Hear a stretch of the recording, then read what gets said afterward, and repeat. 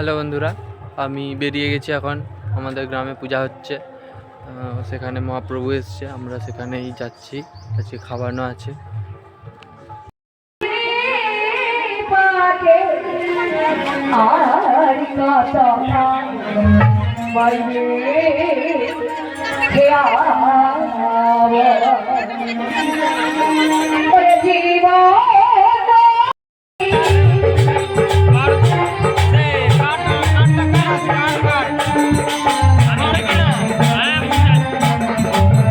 বন্ধুরা, আমরা আপাতত চলে এসেছি যেখানে খাওয়ানো হচ্ছিল সেইখানে, কিন্তু এসে দেখি প্রচুর ভিড়।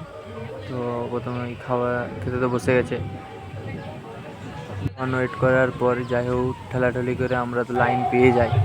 লাইন পাওয়ার পর আমি আর আমার কাকু, দুই কাকা ভাইকে বসে পড়ি খেতে।